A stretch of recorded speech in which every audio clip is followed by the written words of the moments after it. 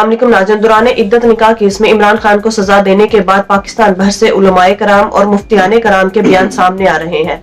इस पर मौलाना तारिक जमील का क्या कहना था, आइए पहले उनकी गुफ्तगू सुनते हैं फिर इस पर बात करते हैं। इस पे वैसे एक मसला पूछ सकता हूँ आपसे? तो वो जो उनकी बेगम है बुशरा बीबी जो है, उनका एक अपना इंटरव्यू है जिसमें वो कह रही है कि मेरी इद्दत पूरी हो चुकी थी जिस वक्त मैंने। तो फिर ये इन्होंने क्यों मसला उठाया? बस उठा ली। क्योंकि मेरा मुआशरा ऐसे जिंदगी गुजार रहा है जैसे ऊपर खुदा है ही कोई नहीं। जिसके पास ताकत है वो अंधा हो रहा है, जिसके पास पैसा है वो अंधा हो रहा है। हमारी कुछ बाउंड्रीज हैं, उन बाउंड्रीज को इज्जत देना मेरे जिम्मे है। जैसे मुल्क की बाउंड्री होती है ना, उसकी सरहद होती है, उसमें हम एंटर नहीं हो सकते, ऐसे ही मेरी भी एक सरहद है। तब किसी की सरहद में एंटर ना हो, वो उसकी जाती जिंदगी। जैसे हम इमरान की जिंदगी को उछाल रहे हैं, कितने दुख की बात है कि वो मुफ्ती सईद नाम को ये कि इद्दत में निकाह पढ़ा दिया। मतलब ये बहुत ही दुख होता है। जिस मुल्क की अदालतें इंसाफ न दे सकें वो मुआशरा तबाह हो जाता है। हमारा कानून ही शरई नहीं है। इस कानून में जालिम को तो पनाह मिल सकती है, मजलूम के लिए कोई पनाह नहीं है। और जो कानून है हमारा, इसमें दयानतदार से दयानतदार वकील हो तो भी वो इंसाफ फराहम नहीं कर सकता। अलबत्ता जालिम के लिए बहुत कुशादा है, जहाँ से मर्जी वो अपने लिए गुंजाइश निकाल ले। क़यामत के दिन जितने उमरा होंगे, हुक्काम, जितने काजी होंगे, इनके हाथ गर्दन के पीछे बंधे हुए होंगे और फिर अल्लाह ताला इनसे सवाल करेगा कि तुमने हुकूमत कैसे की, और काजी से पूछेगा तुमने फैसले कैसे किए। अगर उसके फैसले सही निकले तो तब उसके हाथ छूटेंगे और उसकी जान बख्शी जाएगी। अगर वो जालिम की हिमायत में काजी जालिमों को गुंजाइश देते रहे तो ये इन्हीं बंदे हाथों के साथ जहन्नुम में चले जाएंगे। अच्छा मौलाना, आपका खान साहब से भी एक रिश्ता, वैसे तो आपको मोहब्बत करने वाले हैं, कौन सी ऐसी आप समझते हैं उनके वाकई कोई एक उनकी को खूबी क्या है? और मैं चाहूंगा कुछ उस पर थोड़ा सा पर्सनैलिटी इमरान खान किस तरह देखते हैं आप उसको? हमारा ये जो फिजा बन गई है खासतौर पर सियासी, कि हम लोगों की खूबियां नहीं देखते, कमियां देखते। किसी में 100 खूबी हो और एक कमी हो तो उस एक पर हम उसकी 100 को जीरो कर देते हैं। हमें ये कहा गया है, हमारी शरीयत का सबक, हमारे नबी का सबक, तो खूबियां देखो, कमियां ना देखो। क्योंकि मेरे जिम्मे हिसाब नहीं है, वो अल्लाह के जिम्मे है। और अल्लाह बहुत करीम है, मामूली सी खूबी को देखकर खुश होकर माफ कर दे और मैं उसकी कमी की वजह से दिल में नफरत लेके बैठा हूँ तो मेरी तो हलाकत और बर्बादी है।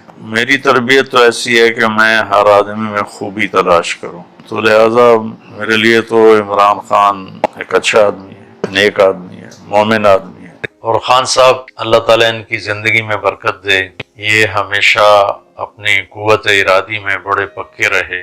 मैं इनकी क्रिकेट का फैन हूँ, रहा हूँ, अब तो छोड़ गए। 92 में जब इन्होंने वर्ल्ड कप जीता तो सिर्फ इस एक शख्स का आज़म था कि मुझे वर्ल्ड कप जीतना है। टीम तो बहुत कमजोर थी, गिरते पड़ते फाइनल में पहुंची। फिर उसके बाद इतने बड़े हॉस्पिटल, अरबों का मंसूबा, जेब में 4 आने भी नहीं, लेकिन आज़म किया, इरादा किया, अल्लाह ने उसे खड़ा करके दिखा दिया। फिर ये 22 साल पहले सियासत में आए, ये तनहा थे, अल्लाह ने इनकी कुव्वत इरादी, मेहनत, वजीर आजम बनाया। तो खूबियों का एतराफ ना करना भी जहालत भी है और बुखल भी है। उसने बहुत बड़ा काम किया, अल्लाह को अगर हमने उसको पजीराई नहीं दी तो अल्लाह उसको इसकी अपने खजानों से जजा देगा। तो हम चाहे नाम भी दें तो इतना बड़ा काम किया, काबिल रश्क है, काबिल तारीफ है। 57 इस्लामी मुल्क हैं, किसी एक के मुंह में जबान नहीं है कि उस फोरम पे जाके बोलता। वो शख्स बोला जुर्रत के साथ, हम उसकी काविश को सराहते हैं।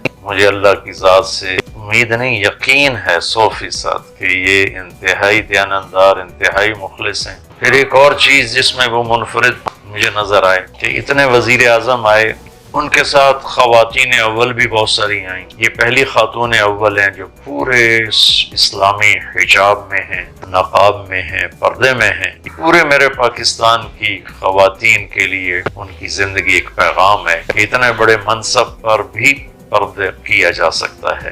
ہم سب ان کے لیے دعا گو ہیں، اللہ ان کی مدد فرمائے اور انہیں ہر شر سے بچائے۔ جو ٹوٹ پھوٹ ہے جس کی اب ہم اوور آل بات کر رہے تھے معاشرے کے اندر، اس ماحول کے اندر پھر اگین ایک مقبول، انتہائی مقبول سیاسی لیڈر جن کی ہم بات یہ بھی کر رہے تھے، ان کی پرانی ذاتی زندگی کے واقعات دوبارہ اچانک سے اچھال دینا سیاسی فائدہ حاصل کرنے کے لیے، اور اس میں افسوس ہوتا ہے کہ اس میں علماء کا کردار ایک سامنے آ رہا ہے۔ کیا میں اس پہ کہوں، لیکن آپ اس پہ کیا کامنٹ کریں گے؟ آپ کو حدیث سناتا ہوں، جس شخص نے کسی آدمی کی ایسی غلطی کو اچھالا جس پر وہ توبہ کر چکا ہو، تو اللہ اپنی قسم اٹھاتے ہیں کہ میں تجھے اس وقت تک موت نہیں دوں گا جب تک میں تمہیں اس برائی میں مبتلا نہیں کر دوں گا۔ یہ اتنا سنگین مسئلہ ہے، تو میں نے تو اس میں خیر کے سوا کچھ نہیں دیکھا۔ جس طرح اس نے لا الہ الا اللہ لوگوں کو سمجھایا ہے، ایسے تو علماء بھی نہیں سمجھاتے۔ باقی چونکہ سیاست اب نفرت میں تبدیل ہو چکی ہے اور آگے دشمنی میں تبدیل ہو چکی ہے، تو کسی کو فریق مخالف کی خوبی نظر ہی نہیں آتی، عیب ہی عیب نظر آتی۔ تو میں سب کے لیے ہمدردی رکھتا ہوں، سیاسی اختلاف بھی کریں، سیاست بھی کریں، مذہبی اختلاف بھی کریں، اپنے مسلک پر بھی چلیں، پر اللہ کے واسطے ایک دوسرے کے دشمن نہ بنیں، ایک دوسرے کہ درپے نہ ہو جائیں۔ سیاست کریں، نفرت نہ کریں، اپنے مفاد نہ دیکھیں، ملک ہے تو ہم ہیں، ملک نہیں تو ہم بھی نہیں رہیں گے۔ ایسا نہ ہو کہ اسپین والا معاملہ ہو کہ ذاتی مفاد کے اوپر لڑتے سارا ملک گاؤں 700 سال کی حکومت آج وہاں زیرو ہوئی پڑی ہے۔ میں قرطبہ کی جامع مسجد گیا، وہ گرجا بنی پڑی۔ تو میرا سب کو پیغام یہ ہے کہ آپس میں ملک کو پہلے دیکھیں، پھر اپنی حکومت کو دیکھیں، اپنی ضروریات کو دیکھیں۔ ہم ایک ملک کے ہیں، ہم ایک دوسرے کی عزت کریں اور اختلاف رائے کے باوجود بھی ایک دوسرے کو عزت دینا سیکھیں۔ یہ میرا پیغام ہے۔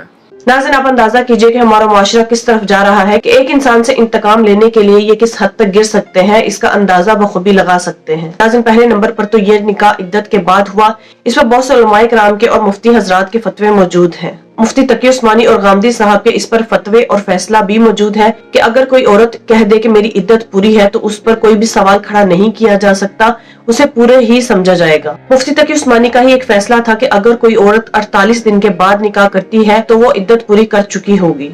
ناظرین، اس کے باوجود اگر اون چودھری جیسے بے شرم اور مفتی سعید جیسے جاہل عالم پھر بھی کوئی اعتراض اٹھاتے ہیں تو اس پر انہیں اللہ کے اس حکم سے ہی کچھ سیکھ لینا چاہیے کہ تم لوگوں کے عیب چھپاؤ، قیامت کے روز اللہ تمہارے عیب چھپائے گا۔ ناظرین، جس طرح سے یہ عمران خان میں خامیاں ڈھونڈ رہے ہیں جیسے بال کی کھال اتار رہے ہوں، اگر اس طرح دوسرے سیاستدانوں اور ان کے اولادوں میں خامیاں ڈھونڈنے لگ جائیں تو پھر ان کے جتنے جرائم ہیں ان کو تو سزائے موت تک دی جا سکتی ہے، کیونکہ جتنے ان کے جرائم ہیں اور جس طرح کے ان کے کردار ہیں۔ ناظرین، یہ عمران خان سے انتقام لینے کے لیے اس حد تک گر چکے ہیں کہ اب تو شرم آنی شروع ہو گئی ہے کہ یہ ہمارے قانون کا نظام ہے جس میں صرف انتقامی کارروائیاں ہوتی ہیں۔ ناظرین، غریب عوام کے کیسز نسل در نسل چلتے رہتے ہیں اور ان کا فیصلہ نہیں ہو پاتا، لیکن عمران خان کے کیس میں 12 سے 14 گھنٹے تک عدالتیں کھلی رکھی گئی اور اتنی جلد بازی میں فیصلے کیے گئے۔ کم از کم پاکستان کے علماء کرام کو اس پر آواز اٹھانی چاہیے کہ اگر اسی طرح کسی کی ذاتی زندگی میں کمزوریاں اور باریکیاں نکال کر اس طرح سزائیں دیں گے تو پاکستان کی تمام شادیاں غیر شرعی اور غیر قانونی قرار دے دیے جائیں گے۔